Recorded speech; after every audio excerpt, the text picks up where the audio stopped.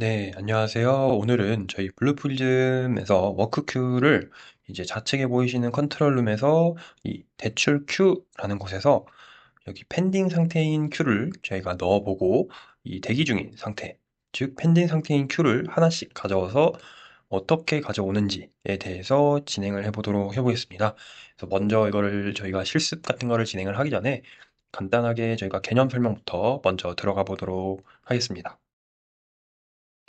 네, 저희가 이제 툴을 하나씩 꺼내와서 사용하는 방법에 대해서 설명을 할 건데, 먼저 예시로 제가 하나를 준비를 해왔어요. 이 예시 같은 경우에는 저희 이제 택배 프로세스라고 생각을 해주시면 될 것 같고, 저희가 택배 프로세스를 1번부터 차례대로 총 7번까지 좀 진행을 하면서 보면은, 처음에 저희가 택배를 이제 주문을 하면은, 물품을 저희가 주문을 하게 되면요, 판매자가 상품을 준비를 해서 이제 집화 출발을 진행을 하게 돼요. 두 번째로. 그러면 3번, 택배사에 이제 물건이 도착을 하게 되고 물건을 분류하고 적재를 해놔요.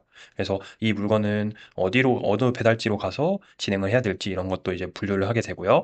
네 번째로는 사람이 이 배달지에 전송을 할 상품을 적재를 하게 돼요. 상하차 같은 느낌이라고 생각하시면 되고요. 그럼 이렇게 적재가 완료가 되면은 각 구역의 배달지로 물품이 배송이 되고 그 배달지에서 이제 배송을 출발을 해서 최종적으로 저희가 주문한 상품이 이렇게 배송이 완료가 되는 프로세스예요. 그래서 이게 되게 저희 워크큐랑 좀 유사해 보여서 가져온 예시인데 최종적으로 이렇게 배송이 완료가 되면은 다시 택배 기사님은 이제 배달지 상품에서 적재된 거 적재를 하고 물품 분류를 하고 이런 프로세스 4번 프로세스부터 계속 반복을 하게 되겠죠. 최종적으로 소비자가 물품을 주문한 횟수만큼 계속 이런 배달 프로세스를 돌게 돼요.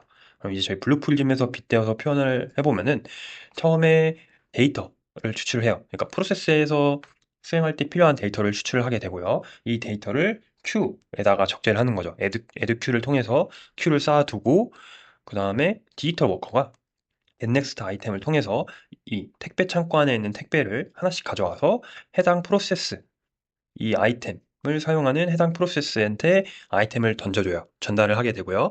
그러면은 아이템을 받은 프로세스는 그 데이터를 가지고 작업을 수행을 하고 작업이 완료가 됩니다.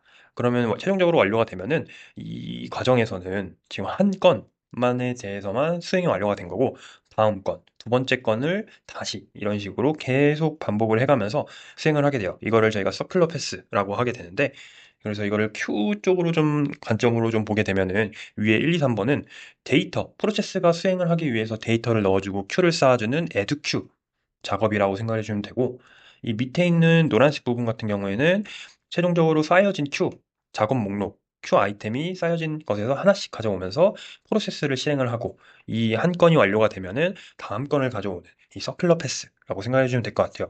그래서 저희가 오늘 해볼 거는 큐를 넣어보고 그다음에 이 서큘러 패스를 어떻게 구현을 하고 데이터를 한 건씩 어떻게 가져오는지에서 대해서 진행을 해보겠습니다. 그래서 저처럼 큐를 이렇게 미리 만들어 놓으셨고 왼쪽에 보이시는 것처럼 대출 큐라는 걸 미리 만들어 놓고 안에 빈값이 안에 이렇게 큐가 없어도 되고 뭐 체크 표시 뭐 보유 상태만 아닌 것만 이렇게 따로 있어도 괜찮아요. 그래서 이 상태에서 진행을 할 거고 제가 사전에 미리 이렇게 데이터를 준비를 해왔고요. 이거를 먼저 큐로 넣어 볼게요. 그래서 액션에서 스튜디오에서 액션을 눌러주시고 얘를 더블 클릭을 해주세요. 그런 다음에 밑으로 쭉 내려보면은 워크 큐스라는 게 있어요. 이렇게 add to queue 액션 선택을 해주시고 제가 컬렉션은 저희 데이터 쪽에 이 컬렉션 데이터 미리 준비한 데이터 이렇게 넣어줄게요. 그래서 이 8개의 로우를 가진 아이템을 한 번에 대출 큐라는 곳에 이쪽 저희가 미리 준비해온 대출 큐라는 쪽에다가 넣어줄게요. 넣어주고 아웃풋에 아이템 아이디스 이렇게 넣고 이렇게만 넣어서 진행을 해볼게요.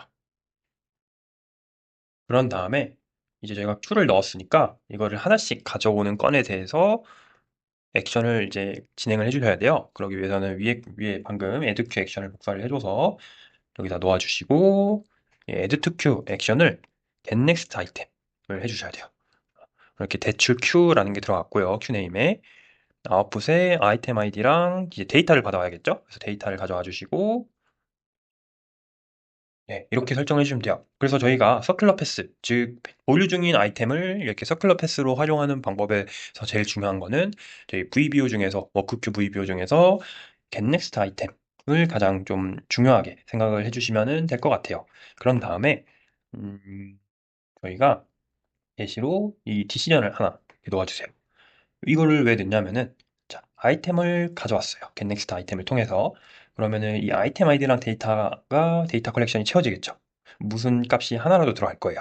근데 만약에 이 아이템 아이디나 데이터가 비어 있으면은 이 좌측의 컨트롤 룸에서 아무 값도 없다라는 뜻이겠죠. 예시로 한번 진행을 해볼까요? 그래서 얘를 링크로 이렇게 이어줘 볼게요. 이어준 상태에서 포인터로 바꿔서 getNext 아이템에다가 setNext 스테이지를 해보고 여기서 F10이나 스텝 오버를 한번 눌러볼게요. 보시면은 getNext 아이템이 수행이 됐는데 이 아이템 아이디랑 데이터 컬렉션이 empty로 보이실 거예요. 그 이유는 여기 좌측에 제가 컨트롤룸의 이 워크 큐, 대출 큐라는 데에서 좀 보면은 지금 보류 중인 상태나 이 워크 아이템이 아무것도 없기 때문에 아이템 아이디가 비어 있는 거예요. 그래서 결국에는 이 디시전에는 이러한 표현식을 넣어줘야 될 거예요. 그래서 아이템 아이디가 빈값이 아닐 때는 이거 같은 경우에는 빈값이 아닐 때라는 뜻이니까 빈값이 아닐 때는 true, yes로 가고 빈값일 때는 no로 갈 거예요. 이렇게 설정을 해주시고 결국에는 링크로 얘를 이렇게 이어줘 볼게요. 그러면 얘가 yes로 될 텐데 yes가 아니라 no일 때 and로 빠져야겠죠. 왜냐면은 제가 아까 표현식에서 아이템 아이디가 빈값일 때는 yes로 가는 거고 아니면 빈값인 경우에는 no로 빠지기 때문에 아이템 아이디가 빈값인 거는 더 이상 대기 중인 잡 q, 아이템 q가 없다, q 아이템이 없다기 때문에 no로 바꿔줘야 돼요. 그래서 이렇게 처음에 연결했을 때 yes로 표시가 될 텐데 이 디시전에서 마우스 커서 대주고 우클릭 눌러보면은 스위치라는 게 있어요. 그래서 스위치를 눌러보면은 이렇게 no로 바뀌게 돼요. 그래서 이런 식으로 아이템 아이디가 빈값일 때는 바로 end로 가게 해주시고요. 그러면은 yes로 빠졌을 때는 아이템 아이디랑 데이터를 가져왔을 때니까 무슨 작업을 해줘야겠죠. 이거 같은 경우에는 제가 그냥 노트 스테이지로 하나 이렇게 글로 그냥 작성을 해볼게요. 자, 아이템 아이디랑 데이터 큐를 가져왔을 때는 뭐 프로세스나 혹은 작업, 액션, 기타 등등을 수행을 합니다. 수행을 하고요. 최종적으로 이런 작업들이 완료가 되면은 얘가 작업이 완료됐다라고 표시를 해주는 마크 컴플리트 같은 것을 해주셔야 돼요. 그래서 이거를 복사를 해주시고 옆에다가 이렇게 놔볼게요. 그다음에 얘를 열어주신 다음에 이 친구의 액션을 마크 컴플리트로 해주세요. 아이템 아이디를 달라고 되어 있어요. 그래서 getNext 아이템에서 아웃풋으로 나온 아이템 아이디를 매핑을 해주시면 됩니다. 이렇게 놓아주시고 OK 눌러주시면 돼요. 그런 다음에 앵커를 가지고 이런 식으로 그 다음에 최종적으로 이렇게 링크를 다 이어줘 볼게요. 그래서 이게 최종적으로 저희의 워크큐를 활용하는 데 있어서 필요한 서큘러 패스, 원형 경로라고 생각을 해주시면 돼요. 그래서 얘를 처음부터 한번 해볼게요. 리셋 한번 눌러보고 얘를 스타트 스테이지에 set next 해주시고 스텝 오버나 F10 눌러볼게요. 처음에 이 컬렉션 데이터, 8개 로우 데이터를 큐에다가 넣어줘요. 그래서 지금 넣은 상태고 리프레시를 해보면은 이런 식으로 총 8개의 워크 아이템, 큐 아이템이 들어간 상태예요. 그런 다음에 getNext 아이템으로 이 한 건씩을 가져와요. 얘가 이렇게 가져오고 지금 보시면 이렇게 아이템 아이디가 채워져 있고 데이터가 한 건을 가져온 걸 보실 수 있어요. 지금 한 로우를 가져왔어요. 그래서 얘를 이렇게 리프레시해서 보면은 이렇게 자물쇠 모양으로 바뀐 게 지금 디지털 워커가 한 건을 가져온 거예요. 012341 1이라는 값을 가져왔고 어카운트 아이디가 여기 아이템 키에도 012341로 되어 있는 값이 지금 잠겨 있는 상태예요. 그러면은 이렇게 아이템을 하나를 가져왔고 여기 디시전에서 이 아이템 아이디가 비어 있는지 안 비어 있는지 이제 체크를 합니다. 그래서 지금 비어 있지 않으니까 yes 쪽으로 빠지게 되고요. 그래서 프로세스나 뭐 오브젝트에 있는 작업을 수행한다, 액션 기타 등등을 수행을 하고 나서 최종적으로 마크 컴플릿을 하게 돼요. 그래서 얘를 리프레시를 해보면은 이런 식으로 컴플리트로 체크 표시로 바꾸게 되고요. 그 다음에 다음 아이템을 또 가져와요. 리프레시로 보면은 이렇게 다음 거를 가져와서 잠금 표시로 되어 있고요. 얘를 또 체크를 하겠죠. 그래서 다음 건에 이제 프로세스가 수행이 되고 최종적으로 마크 컴플릿 이게 계속 반복이 되는 거예요. 그래서 이거를 저희 블루프림의 서큘러 패스라고 한다. 그래서 저희 워크큐를 활용을 할 때는 이 들어가져 있는 데이터, 들어가져 있는 큐 아이템을 활용을 할 때는 항상 대부분 이러한 형식으로 진행이 된다라고 생각해 주시면 돼요. 그래서 제가 처음에 워크큐 프롤로그 때 말씀드린 일관성, 개발할 때 통일성 있고 일관되게 개발할 수 있다라고 말씀을 드렸었는데 그 이유가 저희 워크큐를 넣고 아이템을 하나씩 가져오는 이러한 구조, 이러한 로직들이 대부분 다 이렇게 통일성 있게 일관되게 이런 식으로 개발이 되어져요. 그래서 추후에 운영자가 개발된 프로세스를 봤을 때, 아, 이 부분은 큐를 넣는 부분이고, 이 부분은 큐를 하나씩 가져와서 활용하는 부분이구나, 라는 거를 쉽게 더 알 수 있는 거죠. 그래서 제가 예시로 이거를 다 돌려보고, 예시로 하나 보여드릴게요. 이렇게 쭉 다 돌려보면은, 최종적으로 엔드로 빠지는 구간이 있어요. 이 아이템 아이디가 빈값으로 나올 때. 이렇게 빈값이 나온 거는 더 이상 이 점점점 보류 중인 상태인 아이템이 없기 때문에 이렇게 아이템 아이디가 빈값으로 나와서 최종적으로 프로세스가 완료가 된 모습이에요. 제가 말씀드린 이제 저희 템플릿에서 어떻게 이 구조가 나오는지에 대해서 간단하게 설명을 드리고 마치도록 해보겠습니다. 그래서 이거 같은 경우에는 저희 블루프림의 개발 템플릿이에요. 되게 뭔가 복잡해 보이는데 아까 앞서 보셨던 저희가 직접 실습하면서 로직을 만들어 봤던 거랑 되게 유사해요. 그래서 이거를 좀 확대해서 보면은 이 스타트업이랑 포플레이 큐가 이 두 개의 페이지가 결국에는 큐를 넣어주는, add to 큐를 해주는 부분이다.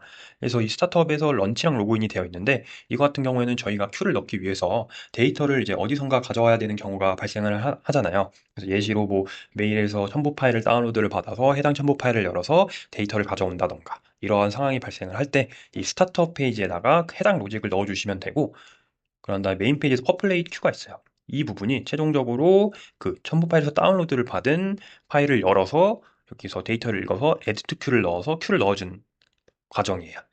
그러면은 이쪽 부분이 결국에 스타트업이랑 퍼플레이 큐가 add to 큐를 해주는 과정이고 큐를 넣고 나서 이쪽에 get next 아이템이 있죠. 아이템을 가져와요. 큐 아이템을. 그래서 갓 아이템 이 디시전을 보면은 여기도 똑같이 아이템 아이디가 빈값이 아닐 때라는 표현식이 있어요. 이 표현식이 똑같이 있고요. 그러면은 q 아이템을 가져왔으면은 yes 쪽으로 빠지게 되겠죠. 그래서 이거 같은 경우에는 제가 이거를 아까 짰던 거랑 비교를 하면서 같이 볼게요. yes 쪽으로 빠지면은 워크 스텝 1, 2, 3가 있어요. 결국에는 이 워크 스텝 1, 2, 3가 제가 아까 노트 스테이지로 적었던 뭐 프로세스나 뭐 작업 같은 거를 수행을 하는 거고요. 그래서 이렇게 최종적으로 워크 스텝 3까지 하면은 프로세스가 수행이 완료가 된 거고 최종적으로 프로세스가 정상적으로 수행이 되면은 이 마크 아이템에서 컴플릿이 이 저희 아까 실습 때 했던 마크 컴플리트예요. 그런 다음에 쭉 올라와서 얘가 중지할 건지 말 건지로 디시전을 분기를 타게 되고요. 그 다음에 노로 가게 돼서 get next 아이템을 또 거쳐요. 그러면은 이 과정이 마크 컴플릿을 해서 이쪽으로 거친 다음에 다시 get next 아이템으로 가져오는 구조인 거죠. 그래서 또 아이템을 가져와서 다음 건을 또 처리를 하고 그래서 프로세스 한 건이 처리가 또 완료가 되면은 또 세 번째 건 가져와서 또 처리하고 최종적으로 보류 중인 상태인 값이 없을 때는 노로 빠져서 끝나게 되는 과정이고 아니면은 하루에 몇 건만 수행을 하고 멈추도록 설정이 되어 있으면은 이렇게 네 번째 건 돌다가 네 번째 건에서 나는 멈출래 하면은 yes로 빠져서 끝나는 거예요. 되게 프로세스 템플릿이 어려워 보이고 복잡해 보이는데 사실 저희가 실습을 하면서 만들었던 이 우측에 있는 로직하고 다를 게 없어요. 그래서 되게 저희 프로세스 템플릿을 활용을 해서 개발을 하다 보면은 일관되게 통일성 있게 개발을 로직을 구현을 하실 수 있어서 추후에 운영자가 봤을 때 아, 이 부분은 큐를 넣어주는 부분이고 이 부분은 아이템을 가져와서 이제 통과를 하는 부분이고 이 워크 쪽 부분은 실질적으로 그 해당 아이템에 있는 데이터를 활용을 해서 프로세스를 수행하는 구간이구나 라는 거를 쉽게 시각적으로 쉽게 이해를 하실 수 있습니다. 네, 그래서 오늘 해본 거는 저희가 큐를 넣어보고 그 넣은 큐, 보류 중인 큐, 펜딩 상태인 큐를 한 건씩 가져와서 어떻게 원형 구조로 데이터를 한 건씩 가져와서 활용을 하는지에 대해서 진행을 해보는 시간이었습니다. 네, 감사합니다.